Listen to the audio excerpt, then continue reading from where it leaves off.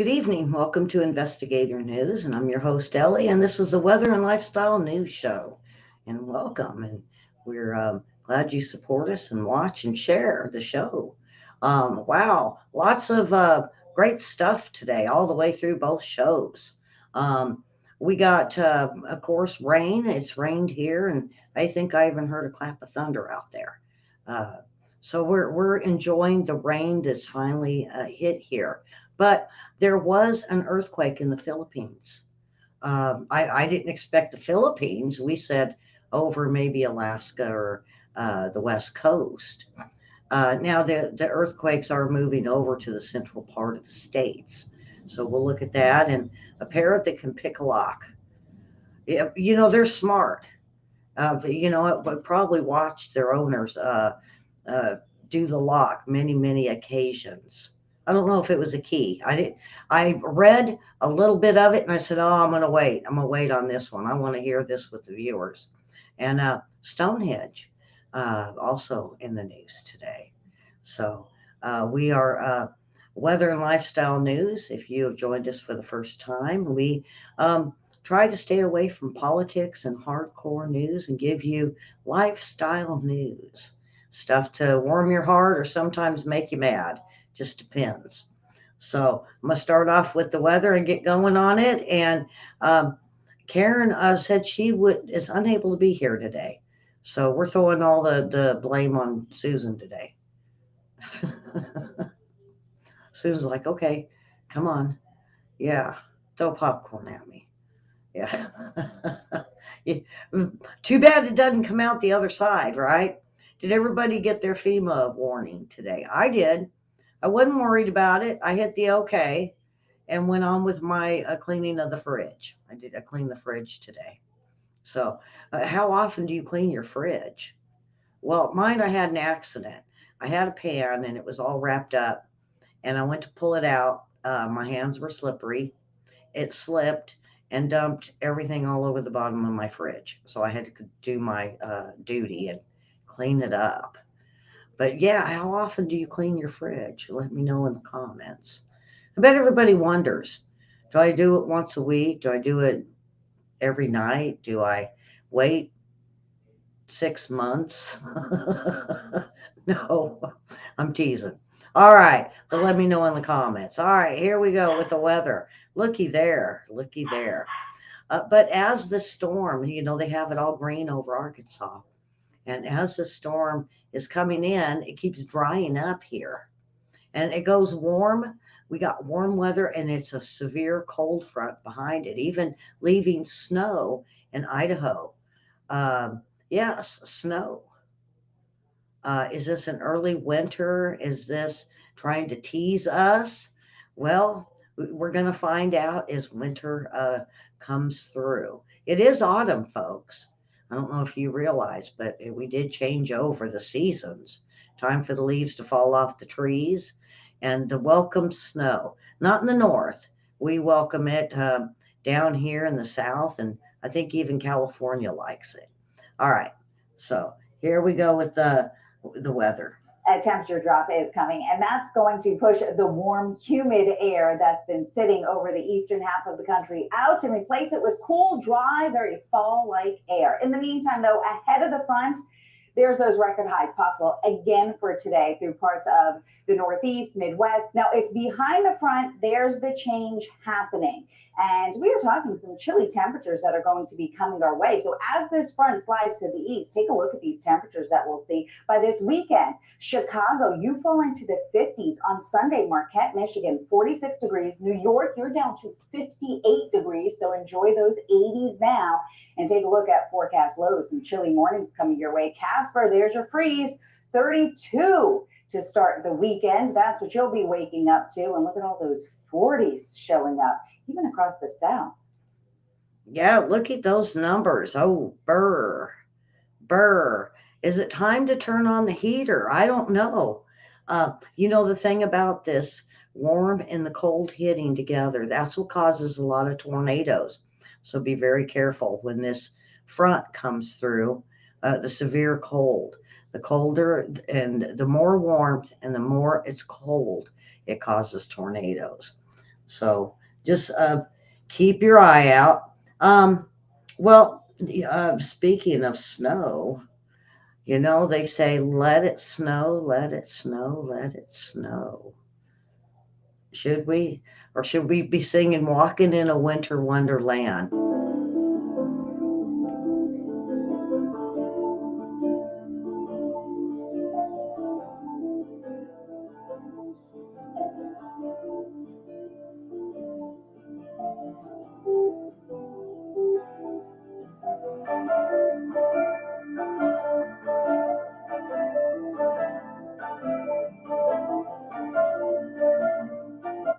Oops. Okay, snow, snow, snow. William, you ready for it? You're up there, way up in the Northeast, close to Canada, and where you get that first brisk of snow. I'm ready for it. We didn't get much the last couple of years, so I'm ready. I'm ready for the snow. I know you guys aren't. All right, so Philip is. Let me see. Um, Philip. I'm sorry, the Philippines. Countries north hit by a 6.1 magnitude. Philip is still out there, but it looks like he's heading towards Bermuda now. Uh, all right, the earthquake hit northern Philippines on Wednesday. Um, and that's what they say. It reported in Calayan town and Calayan province of Philippines, they say. Um, it was about 10 miles deep. So they felt it. They definitely felt it. There were no immediate reports of damage or loss of life. Now, they say in June, there was an earthquake that hit, and they really didn't expect it to come back through.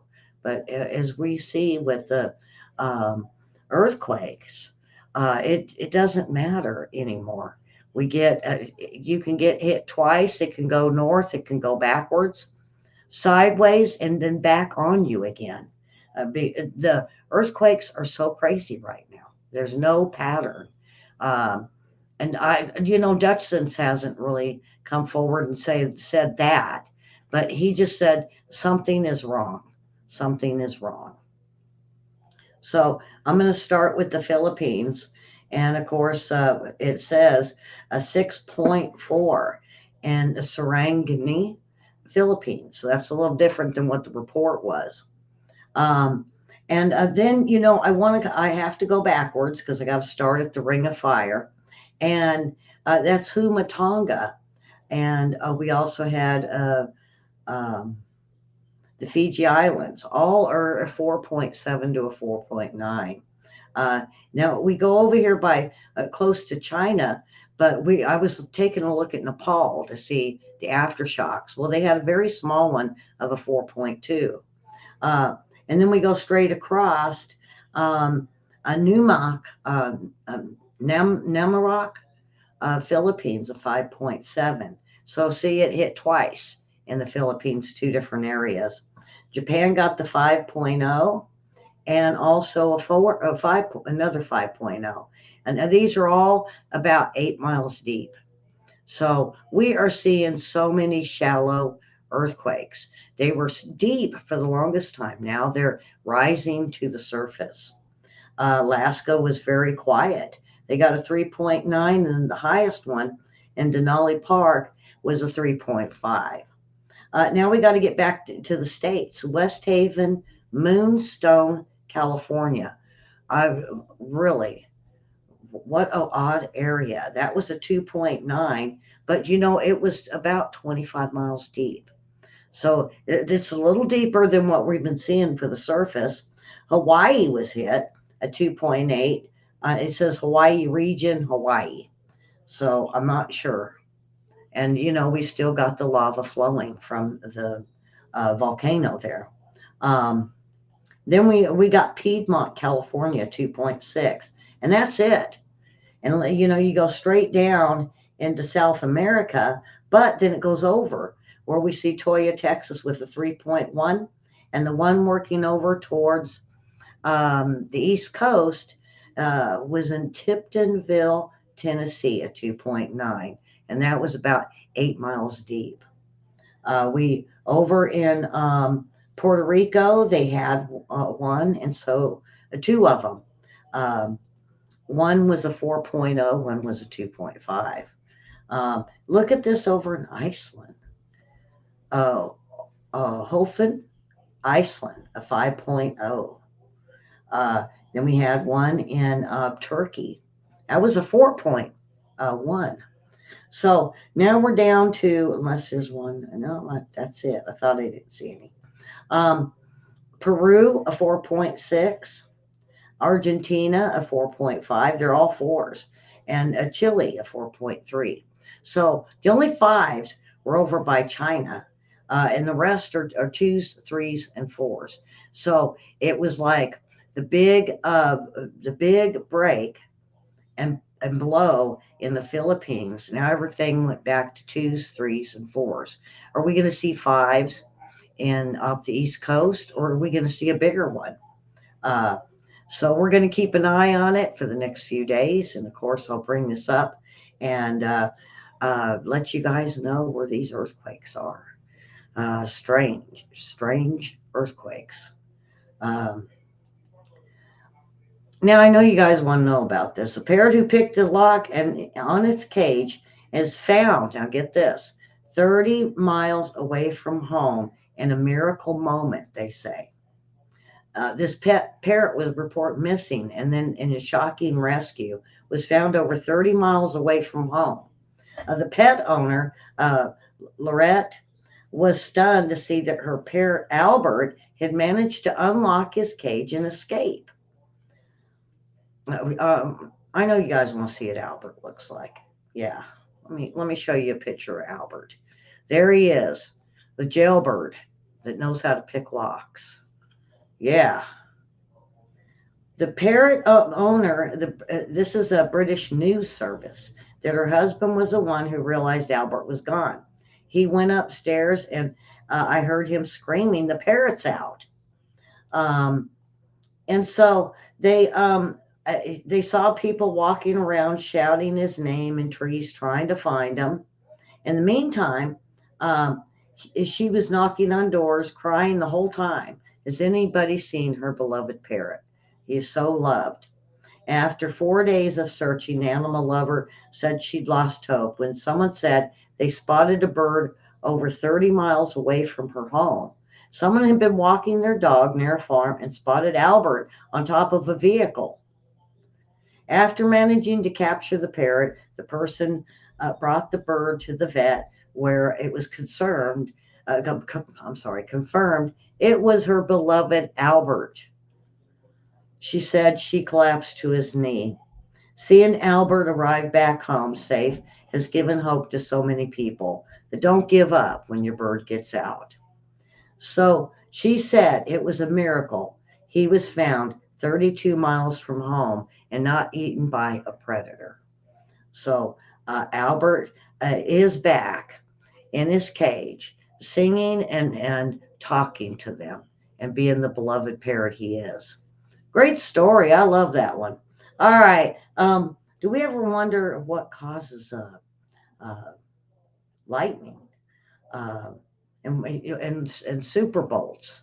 Well, they put one out on the Weather Channel today, and I thought this was very interesting. Well, there's lightning and then there's super bolts.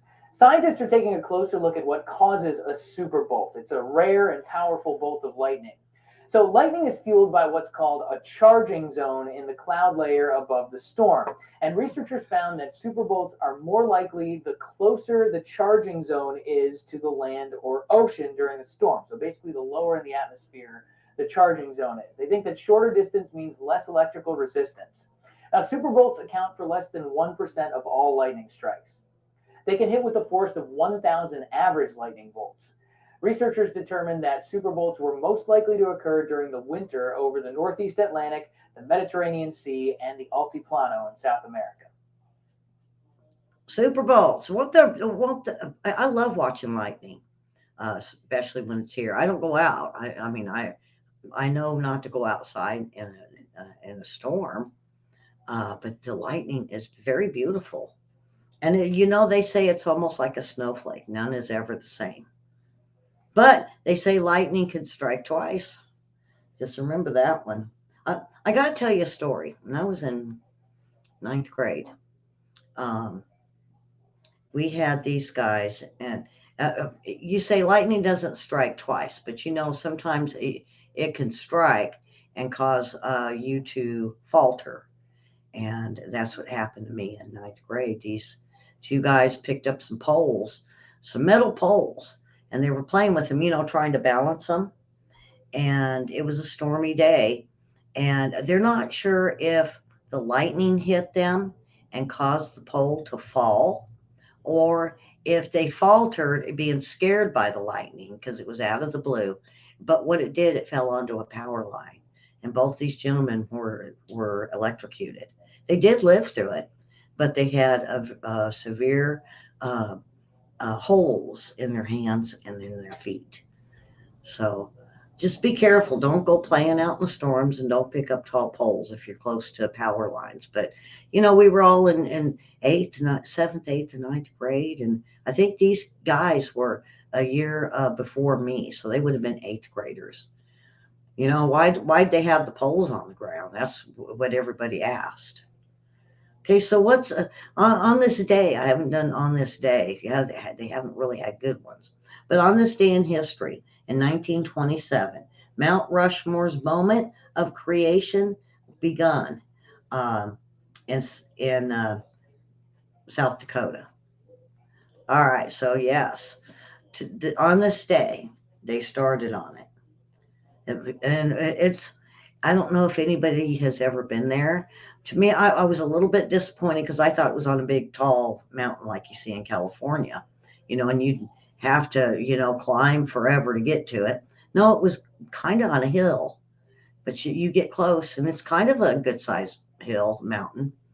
uh, but it was beautiful. It was definitely beautiful. And we got to stay right across the street from it. So we could sit out on the front of the hotel and see Mount Rushmore. Florida. What do we got going in Florida? Well, you know, I thought maybe, you know, we're going to see something, um, something. They said Canada sent something to Florida that even the meteorologists and others are baffled by. And what is it? It's the smoke from the Canadian fires. And so Daniel Banks is going to be talking about this. From Canada. Here's what it looked like for people on their way to work at Kennedy Space Center near the town of Titusville as the smoke turned the sky a hazy gray. And it made for unhealthy air quality across a wide swath of the Florida Peninsula, including parts of Orlando, home to Disney World and multiple other theme parks. Other places with air quality in the red zone included areas in or near Jacksonville, you see there, Titusville, which we mentioned, West Palm Beach, Lake Okeechobee, and Venice. We have certainly seen scenes like this recently in places like New York City, but how did it get to Florida? The smoke was steered southwest by an omega block of high pressure that also brought recent record heat to the plains, Midwest, and Northeast. Ha! An omega block. So that's how the smoke got to Florida. You know, it seems so odd that the smoke would travel that far. Now, I've told you now that all the volcanoes and the fires were blocking the sun, and that was causing the heating of the planet. But they don't tell you that. Well, they used to. Weather Channel even used to say that, but they don't know more. But that is, I think, what caused everything to heat up, because they said even the ocean is a little cooler on the Atlantic Ocean, not so much on the Pacific or the Gulf. And as you move south, like the south, um, the islands, Puerto Rico and the Dominican Republic, and those right around those are heating up. Um, Stonehenge. Now this one here, they now uh, the new research on it, on Stonehenge, is challenging a long held theory about the rock formation. To me, when I first saw it, to me, it looked like there should have been a table in the middle, and those were chairs or stools for giants to sit on. Okay, laugh. Go ahead and laugh. But that's what it looked like to me. It looked like part of a table, a round table for giants. Who knows? Well, but now they have this. They're going to challenge this theory. So here we go. See, doesn't it look like a table? Put a table in the middle, and you got all them little seats. It looks like something I would make for my Barbie doll when I was like 6. It was easy. Uh, okay, let's find out what's up with Stonehenge.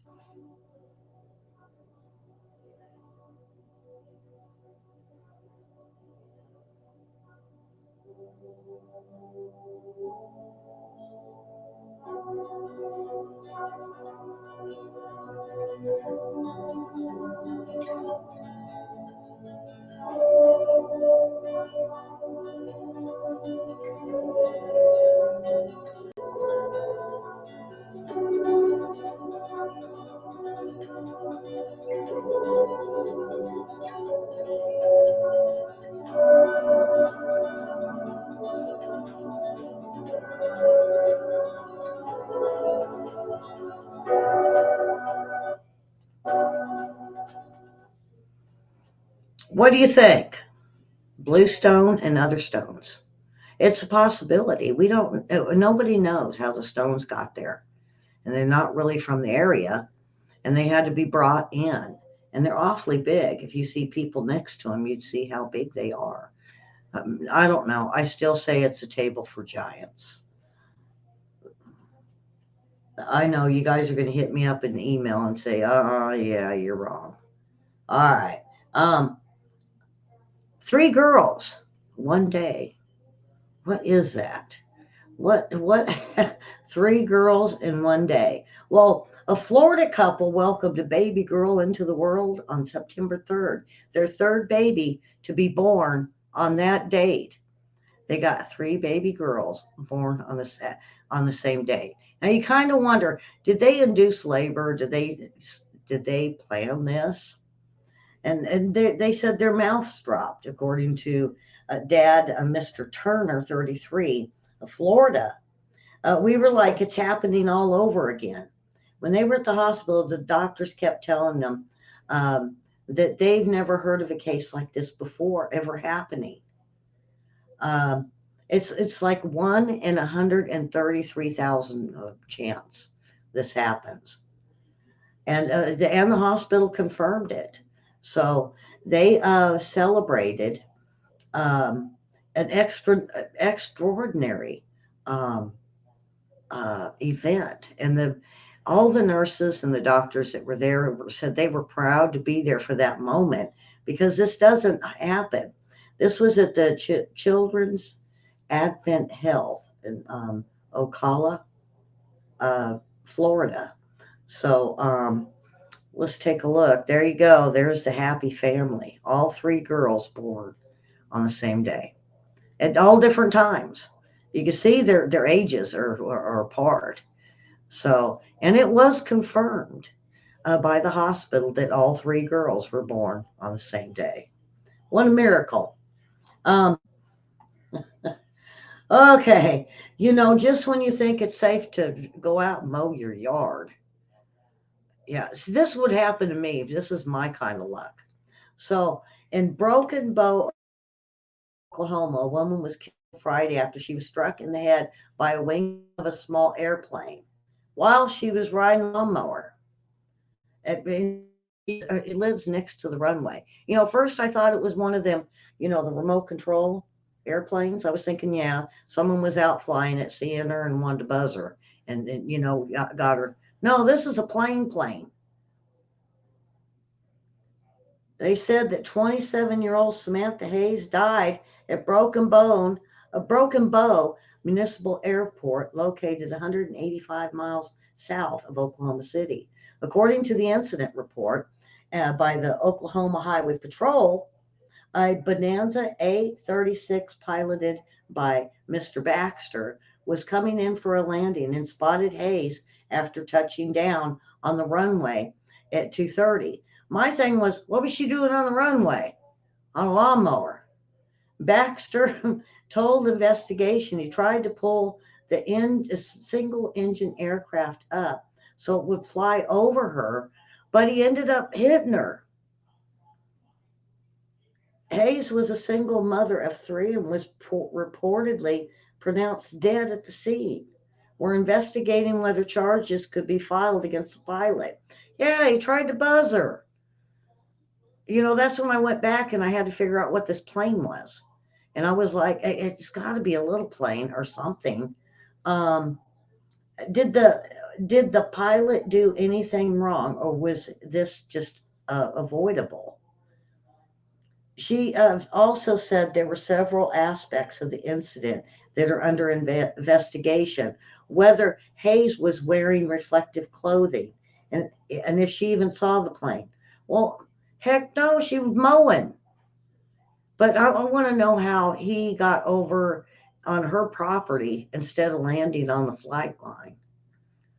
To me, that's deliberate. Did he know her? Yeah, that was me. Um, wow. Uh, so it, so here's Samantha Hayes right there. Wow. Um, I don't I'm speechless on that one, because why didn't he just land on the flight line? Why did he end up over her in her yard, and then decide to buzz her? Like I said, the remote control maybe buzz him and hit her in the head. But then I didn't realize this was a regular plane and it killed her. Oh, okay. Strange but true, huh? That'd be a strange but true. So Yosemite, boy, they're all the strange stuff today. Is today Friday the 13th or something? Because there's a lot of weird stuff. It's like that fireball yesterday. They're still saying it's a fireball, and it was the plant got on fire, it caught on fire, and then blew up. But more reports are coming through.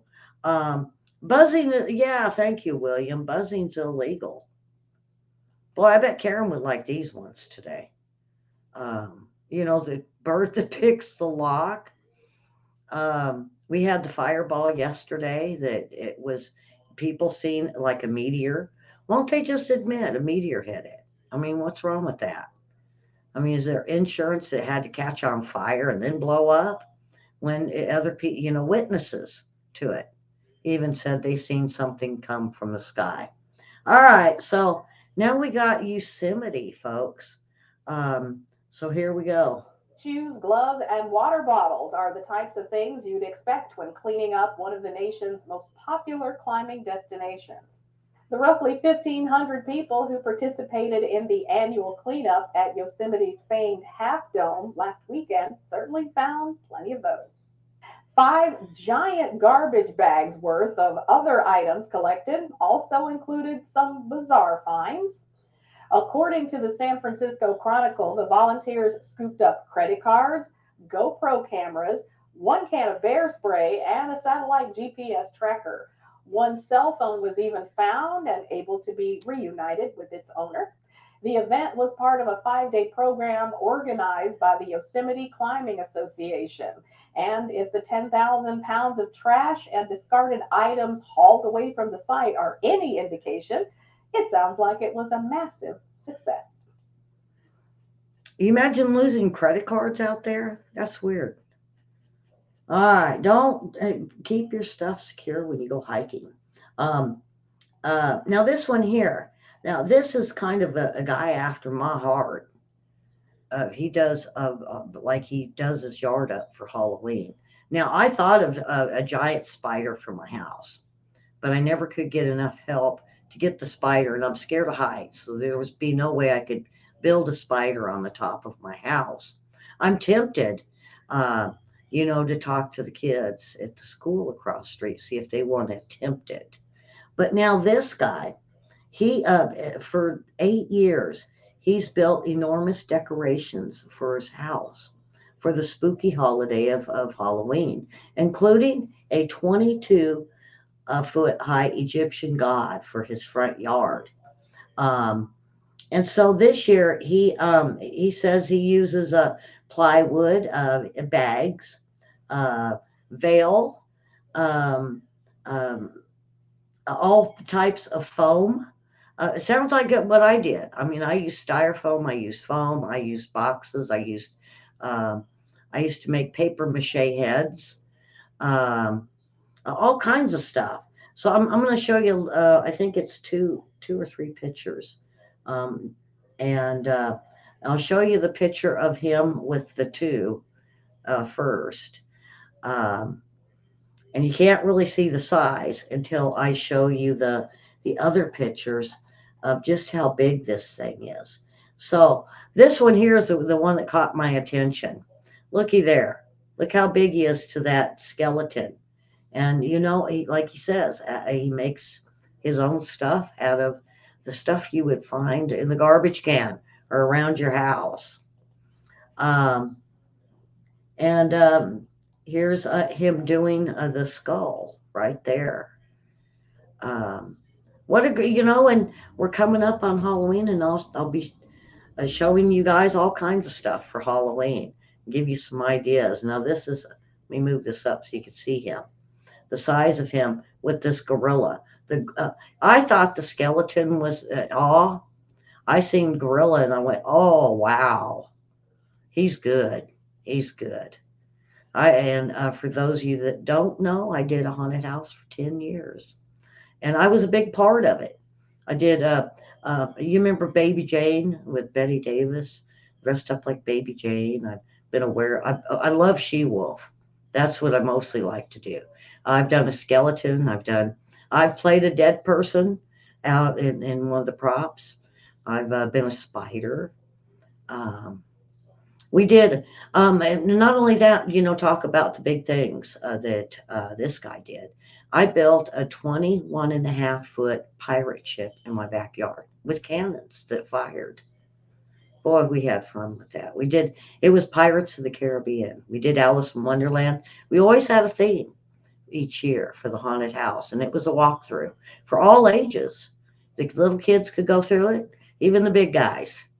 And the one year, we had this one guy go through with his little itty bitty baby, but the head and the table, I think, is what scared him.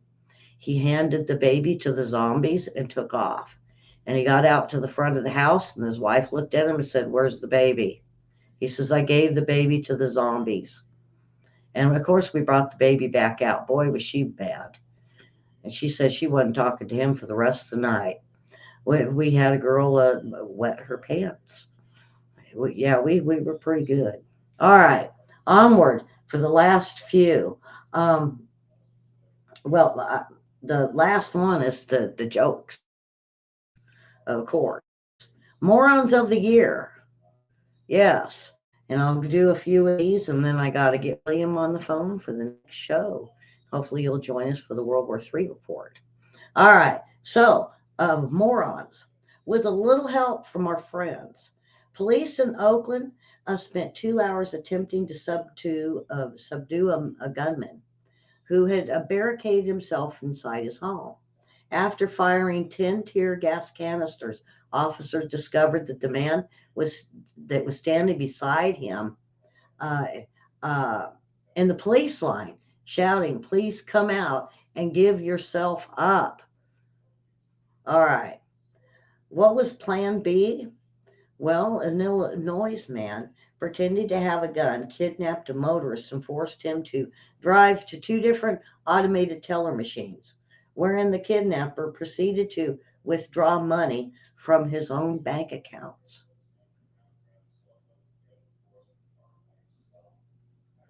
Not the sharpest tool in the shed. In Modesto, California, Steve and Richard King. Huh. I knew a guy named that. Hope it wasn't him. Okay. Well, I don't think he was the sharpest tool in the shed either, if I remember right. All right, in Modesto, but I didn't live in Modesto. I was in Sac. Sacramento. In Modesto, California, Stephen Richard King was arrested for trying to hold up a Bank of America branch without a weapon. King was using his thumb and finger to simulate a gun, but unfortunately failed to keep his hand in his pocket, which he proceeded to point his pretend gun at the teller 3 times before she died laughing. I don't think she really died. I think that's a figure of speech. Can you imagine that someone robbing you and I bet she pushed the button the first time and then laughed the last 2 times. No, no, that's boy, not the sharpest tool in the shed, not the smartest man to rob a bank. All right. He came up choking on water. He was laughing so hard. Now I remember. This is true. Under the boat, still strapped securely in place, was the trailer. All right, folks, that is it for today. And boy, we're this week's going by quick. Tomorrow is Thursday, and if you like the weather and lifestyle news, be sure to do the thumbs up and subscribe. We're getting more and more subscriptions from everyone sharing so much, and I thank you for it. So ring the bell if you're not getting notifications, and tell your friends and family to come watch us here. Got some great stories today, weird but true. Um, so if not, come join us in about 20 minutes for me and William with the World War III report. And I thank you all for watching, and